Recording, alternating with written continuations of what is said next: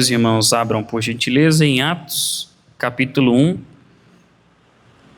Atos dos Apóstolos, capítulo 1,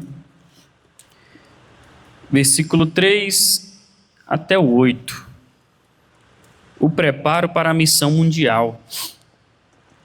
Vamos ver um pouco do que o Senhor Jesus fez, usando homens, enchendo eles do Espírito Santo, para o bem do mundo, até os confins da terra.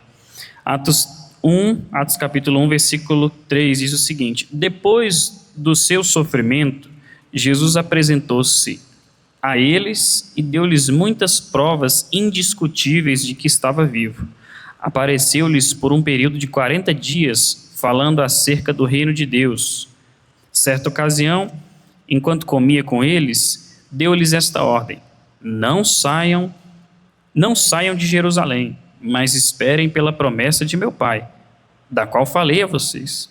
Pois João batizou com água, mas dentro de poucos dias vocês serão batizados com o Espírito Santo. Então os que estavam reunidos lhe perguntaram: Senhor, é neste tempo que vais restaurar o reino de Israel? Ele lhes respondeu: Não compete a vocês saber os tempos ou as datas que o Pai estabeleceu pela sua própria autoridade, mas receberão poder quando o Espírito Santo descer sobre vocês, e serão minhas testemunhas em Jerusalém, em toda a Judéia e Samaria e até os confins da terra. Amém. Até aqui. Falando sobre o tema de missões, lendo esse texto e chamando a atenção em especial para esse último versículo 8, em que Jesus diz que os discípulos receberiam poder, mas receberão poder quando o Espírito Santo descer sobre vocês, e serão minhas testemunhas em Jerusalém, em toda a Judéia e Samaria e até os confins da terra. E nós somos os confins da terra. Os confins da terra somos nós. Teve toda uma construção até que esse evangelho chegasse em nós. E as missões, queridos, têm um começo, meio e um fim, um desenrolar. Mas elas começam em Deus. As missões, elas começam em Deus. Elas não nascem da cabeça do homem. Opa, tive uma ótima ideia de sair pelo mundo pregando um livro antigo, pregando uma ideia antiga. Não. As missões começam em Deus. Deus chama pessoas para os enviar. Nós não vemos Deus chamando pessoas para deixarem elas estacionadas. Vou deixar o cara bem quietinho ali. Vou chamar ele, vou capacitar ele, mas vou deixar ele sentado, quieto, tranquilo. Não, Deus chama as pessoas não para a inércia, mas para o id, para ir, para agir. Logicamente, agir segundo a vontade dele. Então, nesse espírito, queridos, nesse espírito de Deus enviar, é interessante que a Bíblia fala que Deus enviou o seu Filho. Ele deu o seu Filho, ele enviou o seu Filho. Logo à frente, ele envia o seu Espírito. Então eu queria concentrar a reflexão de hoje em cima desses dois pontos. Deus enviando o seu Filho como uma mensagem de salvação para nós, pecadores, que estávamos distantes do Senhor. E Deus envia o seu Espírito. Depois que o Senhor nos salva, se Ele quisesse, Ele já poderia nos levar, nos arrebatar, levar para o céu para viver junto com Ele. Mas o Senhor tem um propósito de nos usar para compartilhar este remédio de salvação, esta palavra da verdade com outras pessoas. Assim funcionam as missões. Por isso existe o ID. Então Deus envia o seu Filho. Deus envia o seu Filho Jesus. Jesus foi enviado ao mundo para reconciliar o mundo com Deus. Então vamos focar um pouco aqui na figura de Jesus. Nesse aspecto de envio, Deus enviando o seu Filho. Então Jesus foi enviado ao mundo para reconciliar o mundo com Deus. Destaco dois pontos. Jesus foi enviado, nós podemos nos lembrar da encarnação do Verbo. Deus lá a gente pensa naquele Deus poderoso do Antigo Testamento, aquele Deus temível, que realizou um monte de milagre, de maravilha. Mas nós olhamos para Jesus, um Deus que se aproximou de mim, um Deus que se aproximou de você. Um Deus que se pôs do nosso lado para viver o dia a dia, para viver as mesmas mazelas, para testemunhar do sofrimento, para estar, de certa forma, ombro a ombro com a gente.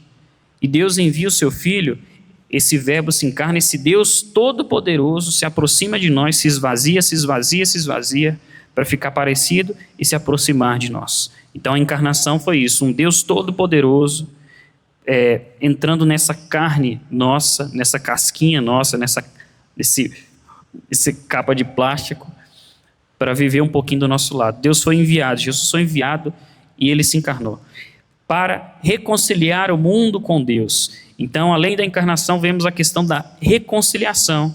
Ele se aproxima para restabelecer entre Deus e nós uma aliança nova. Deus criou o homem, fez uma aliança com o homem, mas o homem constantemente foi infiel a essa aliança. O homem quebrava, só sabia quebrar a aliança. E a forma que Deus encontrou de nos aproximar dele de maneira perfeita, de afastar de nós o pecado mal, a sujeira, a lama, nos purificar, nos santificar, foi por meio de Jesus. Então Jesus vem e por meio do seu sangue nós temos uma nova aliança, uma reconciliação com Deus. Ainda olhando para Jesus, ele escolheu pessoas para viverem a sua missão. Então Jesus é interessante nesse aspecto de missões. A gente pode dizer que os primeiros missionários ali, os discípulos, assim dizendo, eles não escolheram a si próprios. Eles foram escolhidos pelo Senhor Jesus. Então o Senhor os escolheu. Jesus escolheu pessoas para viverem as suas missões, viverem a sua missão. E eu digo, queridos, que a nossa vontade própria, ela não basta. A nossa vontade própria não basta. O missionário, ele não envia a si próprio. De tal maneira que existem muitas pessoas que sentem uma vontade, têm uma iniciativa, sendo que Deus não as enviou. E por conta disso, a gente vê, às vezes, igrejas nascendo prematuramente, homens que não foram enviados, abrindo trabalho A, B ou C, desenvolvendo o projeto A, B ou C, se intitulando de missionário, se intitulando de servo de Deus, e sai por aí abrindo e fechando igreja, abrindo e fechando igreja, abrindo e fechando igreja. Será que esse é o propósito do Senhor? Abrir 300 e fechar 310 igrejas? Então, assim, hoje nós temos um problema que é o seguinte, de pessoas que não foram enviadas e têm a iniciativa de ir, mas que não foram destacadas pelo Senhor Jesus, não são vocacionados. E o não vocacionado é esse que dá na telha um dia de abrir uma igreja, ou dá na telha um dia, dá uma vontade de fazer alguma coisa, e logo vem uma dificuldade, vem uma tribulação, ou as dificuldades normais mesmo da obra, e sai por aí ferindo pessoas, sai por aí fazendo o que não deve, sai daí, na verdade, queimando o filme de Jesus. Então tem muitas pessoas, tem muitos homens, supostos enviados, supostos ungidos. Isso acontece muito hoje, unções, eu uso entre aspas, unções precipitadas. Pastor ungindo gente que não é vocacionado, ungindo gente que às vezes não tem caráter, ungindo, achando que está ungindo uma ovelha, mas está ungindo um lobo. Ou então uma igreja grande que tem um racha, e o cara leva metade da igreja para um lado, o outro leva metade para o outro, e assim o reino de Deus vai sofrendo com pessoas que não são de fato vocacionadas. Então Jesus tem que escolher. Nós vemos Jesus aqui no livro de Atos, Jesus selecionou pessoas a dedo, selecionou, poderia citar Pedro, enfim, Pedro e companhia, não vou citar todos aqui, mas o que eu quero dizer? Existe uma escolha, parte da vontade de Deus, não parte da nossa própria vontade. Além de escolher, o Senhor treinou esses homens. Ele treina com relacionamento direto com Ele. Aqui, meu querido, agora você vai ser meu discípulo, temos um trabalho para desenvolver e você vai andar junto comigo, você vai andar comigo. Então Jesus escolheu esses homens, Jesus os treinou. Como? Colocando eles do lado dele, andando de barco com eles, indo para um lado, indo para o outro, mostrando para eles como ter compaixão, mostrando para eles o amor na prática, mostrando para eles uma forma diferente de agir nesse mundo. Então Jesus usou o relacionamento com ele para treinar os seus discípulos. Não é diferente nos dias de hoje. Então a gente se relaciona não fisicamente com Jesus, mas nós nos relacionamos com o Senhor por meio de sua palavra, por meio da oração, por meio do jejum, por meio da nossa fé, do exercício da nossa fé. Então, essa nossa vivência com o Senhor até nos dias de hoje vai nos capacitando, através Deus usando também os líderes da igreja para treinar. Então, hoje nós não temos a figura direta aqui, material de Jesus, mas nós temos pastores, nós temos líderes que treinam, dão oportunidade, capacitam, avaliam, informam, ajudam a crescer. Então, assim, tem todo um procedimento. Tem o envio de Jesus, Jesus escolhe pessoas, Jesus treina essas pessoas, treinou aqueles homens por um tempo de 3 anos e meio. Isso nos faz refletir quanto tempo que leva para formar um missionário. São 3 anos, 3 anos e meio, 1 ano. A gente poderia usar isso como parâmetro, talvez, mas a verdade, queridos, é que só Deus sabe o tempo que leva para formar alguém que está preparado para ir. A gente não é o pastor que diz, não é a própria pessoa que diz, mas o Senhor nos prepara, o Senhor cuida de nós. Mas assim, em resumo, nessa questão de treinamento, de Jesus treinar aqueles homens, ou de um pastor treinar um missionário, em resumo, o que eu quero dizer é que a formação de um missionário, a formação de alguém que vai ser enviado para compartilhar esse evangelho, exige preparo. Exige preparo. E o tempo está se passando. E o missionário, ele antes de tudo, é um discípulo, alguém que andou com Jesus. Alguém que anda com Jesus. E na medida que nós andamos com alguém, nós temos uma tendência de ficar parecido com essa pessoa. Quanto mais eu ando com um amigo meu, eu tenho a tendência de aprender um vocabulário, de aprender algumas manias, de aprender um comportamento. E aqueles homens que andaram com Jesus tinham a tendência de ficar um pouco parecido com Jesus. E o discípulo é desse jeito. É alguém que andou com Jesus, que ficou um pouco, que deve ser parecido com Jesus. E as pessoas olham para a gente esperando ver esse Jesus. O cristão deve ser parecido com Jesus. Como então identificar essas pessoas que são parecidas? Como então identificar um discípulo de Jesus? Destaco 3 coisas: por meio do amor, por meio da renúncia e por meio dos frutos. A primeira forma, irmã Estefânia, da gente identificar um crente, a carteirinha de identidade do crente é o amor. Jesus era o amor em pessoa, Jesus era o amor materializado, Jesus era o amor encarnado, é o cartão de identidade do cristão. João 13,35 diz o seguinte: com isso todos saberão que vocês são meus discípulos, se vocês amarem uns aos outros. Então, Jesus deu essa dica para nós identificarmos um verdadeiro cristão, onde o amor é a marca distintiva do cristão. Quer saber se alguém é crente de verdade? Procure o amor na vida dessa pessoa. E tem 2 níveis para a gente procurar o amor. A gente olha para a vida da pessoa e vê se ela ama o próximo. E você pode pensar no seu vizinho, pode pensar na sua esposa, que é fácil e às vezes difícil. Pode olhar para os filhos, pode olhar para alguém na rua, um desconhecido. Esse é o nível fácil de amar o próximo. Só que Jesus dificultou um pouco mais, falando para amar os inimigos. Como é que você ama o inimigo? Então Jesus diz que nós seríamos conhecidos como verdadeiros cristãos por meio do amor, seria essa nossa identidade do cristão, seria o amor, e nos desafia a amar o próximo, nos desafia mais ainda a amar os inimigos. Então, se você olha para si próprio hoje, se você olha para você mesmo, existe uma marca de amor na sua vida? As pessoas podem dizer: o pastor Jair é amoroso, o Felipe é amoroso. Não, quando eu venho na secretaria, a forma que o Felipe, o pastor Nilton, o pastor Jair, a Cleia, a forma que o irmão William me atende, me trata, a forma que a irmã Estefânia me trata, é uma forma amorosa. Ela é uma pessoa amorosa, ele é amoroso. Existe amor na vida dessa pessoa, porque as pessoas nos olham e as pessoas esperam algo de nós. Segunda marca, por meio da renúncia. Por meio da renúncia. Queridos, o discípulo, e ainda mais o missionário, é alguém que renuncia, e renuncia muito, não renuncia pouco.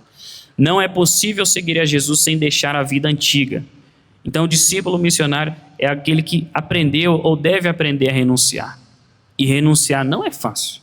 Renunciar uma vida antiga, uma vida confortável, renunciar a relacionamentos, renunciar a prazeres, renunciar ao conforto da sua casa, renunciar a uma estabilidade financeira, renunciar a uma segurança financeira, uma segurança para si, uma segurança para a família, renunciar a bens materiais. Isso tudo o Senhor Jesus ensinou os seus discípulos que antes de saírem pelo mundo pregando o evangelho, o Senhor Jesus ensinou isso a eles. Olha, vocês querem seguir o Filho do Homem, mas o Filho do Homem não tem onde repousar a cabeça.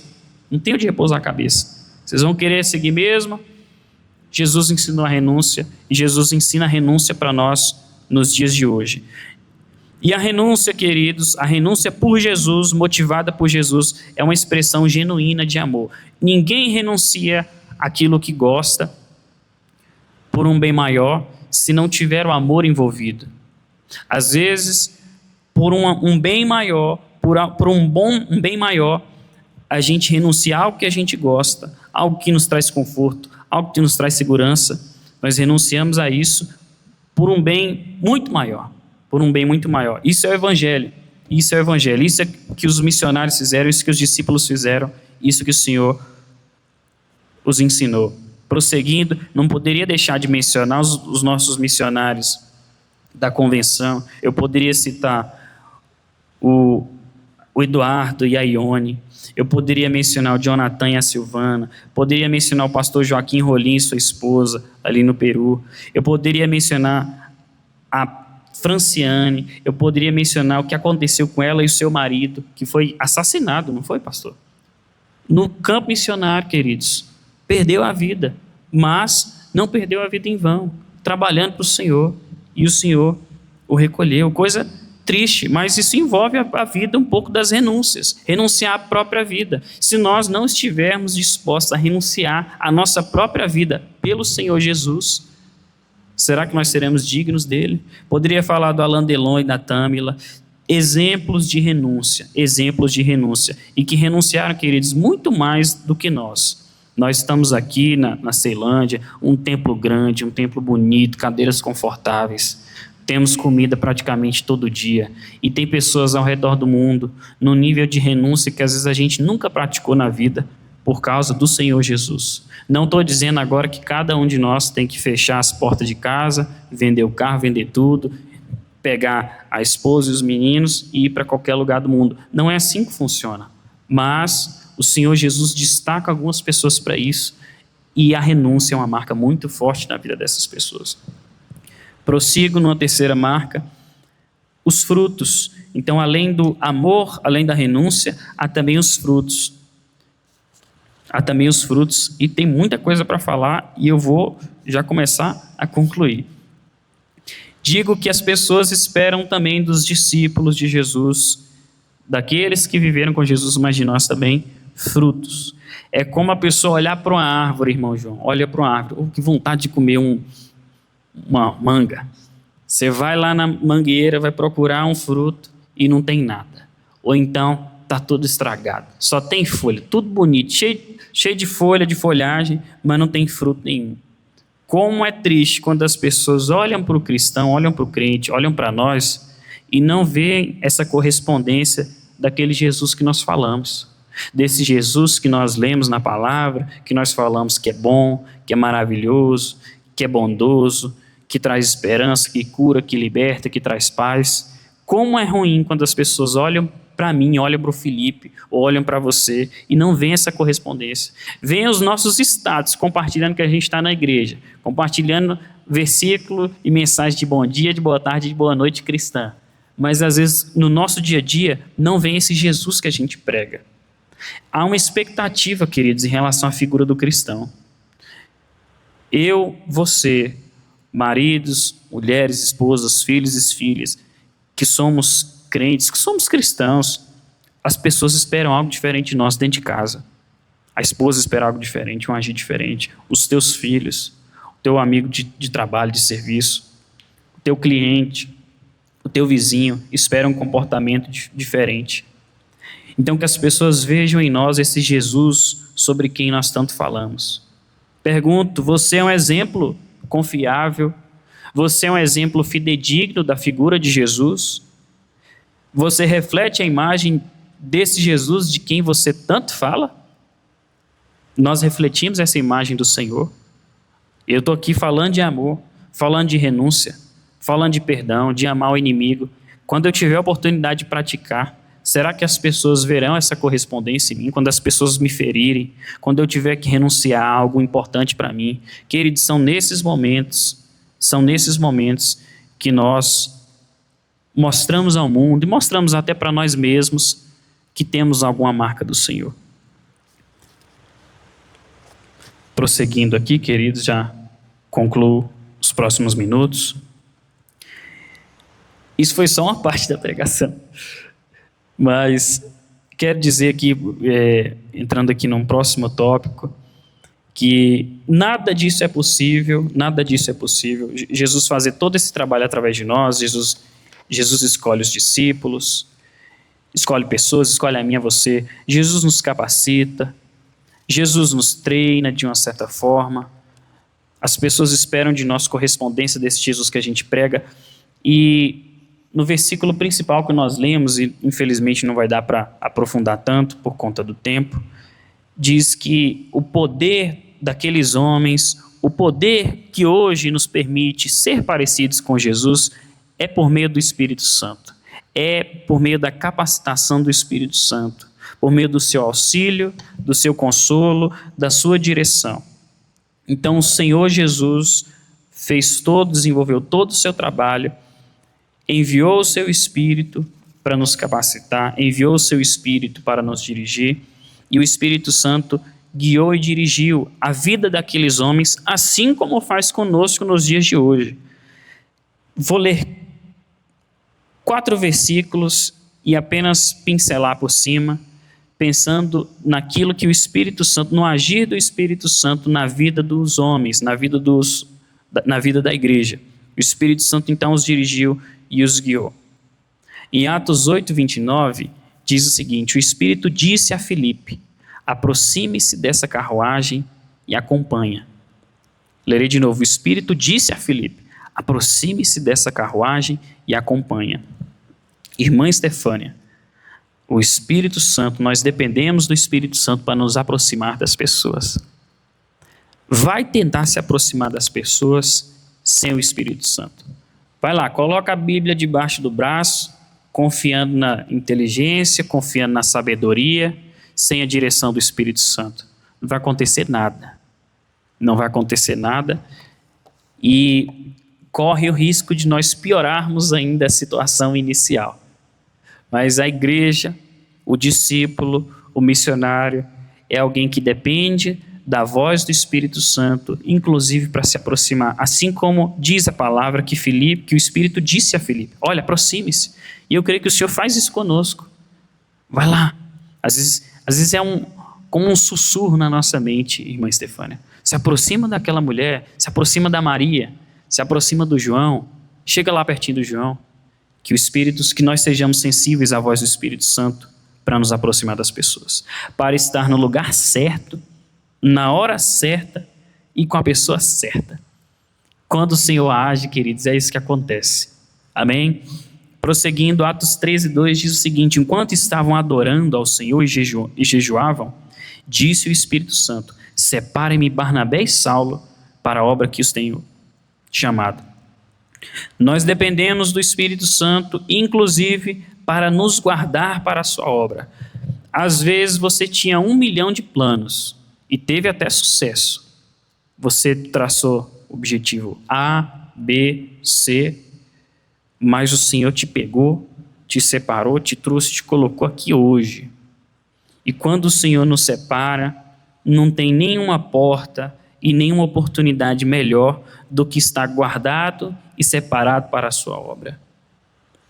Sentir-se separado é aquela questão de você: poxa, eu poderia estar em outros lugares, mas é aqui que eu devo estar.